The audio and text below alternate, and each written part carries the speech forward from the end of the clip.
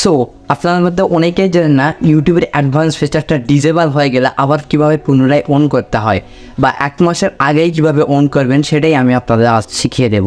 তো অনেকের কি হয় যে আমরা ভুলভাল ভিডিও ভেরিফিকেশন করে গুগলের কাছে পাঠাই, আর সেটা কি করে গুগল কিন্তু বুঝতে পারে না, আপনি রোবট না মানুষ কিছুই বুঝতে পারে না, এই কারণে কিন্তু গুগল ওখান থেকে আপনার ভিডিওটি ডিলিট করে দেয়। এতে করে আপনার কিন্তু ইউটিউবের অ্যাডভান্স ফিচারগুলো ডিসেবল হয়ে যায়। এতে করে আপনার কিন্তু লাইভ তারপর শর্ট যে কোনো ভিডিওই কিন্তু আপনার করতে পারবেন না।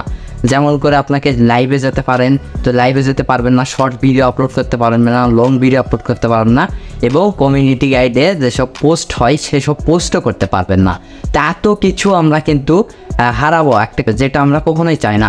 আর ডিসেবল হয়ে গেলে আমাদের কিন্তু ভিডিও ছাড়া যাবে, তবে কিন্তু লং মানে আনলিমিটেড যেসব ভিডিও আছে কিন্তু ইউটিউবে সেগুলো ছাড়া যাবে না, কিন্তু কিছু লিমিটের বিরুদ্ধে ভিডিও আপলোড করতে হবে। তো আমরা কিছু চাই না, তো আমরা কী চাই, আমরা ইউটিউবের কাছে আবার অ্যাপিল করবো, অ্যাপিল করে আমাদের ইউটিউব অ্যাডভান্স ফিচারটা আবার এনেবল করব। তো কীভাবে এনেবল করবেন বিস্তারিত ভিডিওটি দেখতে থাকুন, তাহলে বুঝতে পারবেন। তো বন্ধুরা আজকে ভিডিওটি শুরু করা যাক। অলরাইট বন্ধুরা, অ্যাডভান্স ফিচারটা ডিসেবল হয়ে গেলে আপনাকে চলে যেতে হবে গুগল ক্রোমে, এখান থেকে ইউটিউব সার্চ করবেন, তারপর এখান থেকে 3 লাইনে এটা ডেস্কটপ মোড করে নেবেন। 3 লাইনে যায় কিন্তু ডেস্কটপ মোড করাই আছে।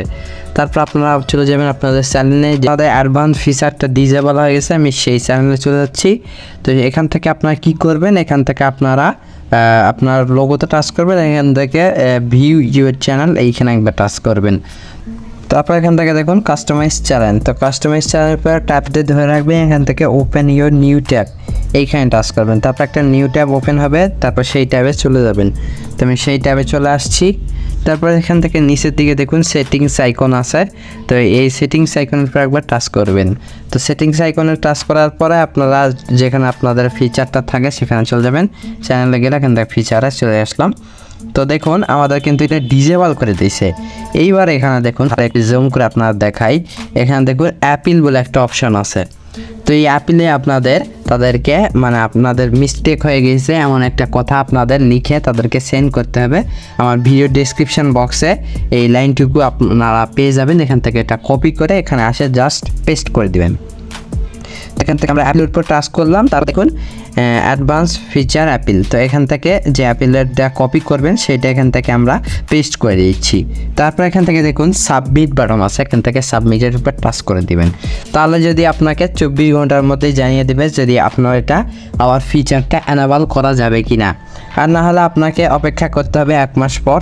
আবার এটা কিন্তু আপনারা ফেস দিয়ে ভিডিও ভেরিফিকেশন করে তাদের সেন্ড করলে আবার এটা আপনাদের এনেবল করে দিবে।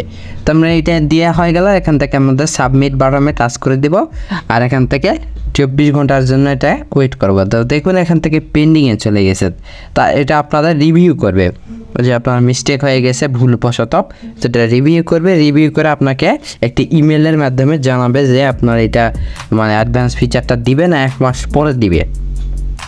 তো বন্ধুরা জানে গেলেন যে কিভাবে ফিচার এনেবল করতে হয়। যদি আপনাকে ডিসেবল করে দেয় কখনো, তখন এটা এনেবল করবেন, আর এনেবল করলে এতগুলো সুবিধা পেয়ে যাবেন।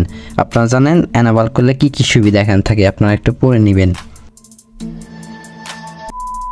তো ভাই আশা করছি ভিডিওটা অনেক ভালো লাগছে। তো এরকম হেল্পফুল আর ইউনিক ভিডিওর জন্য কি করবেন, ভিডিওতে বিশাল বড় একটা লাইক করে দেন, আর কমেন্ট করে জানাতে পারেন আপনার মূল্যবান মতামত, আর ভিডিওটা অবশ্যই আপনার বন্ধু-বান্ধবের মধ্যে শেয়ার করে যাতে করে তারাও এই সম্পর্কে জানতে পারে। তো আজকে এই পর্যন্ত, দেখা হচ্ছে নেক্সট ইউনিক ভিডিও নিয়ে, ততক্ষণের জন্য ডিস আউট।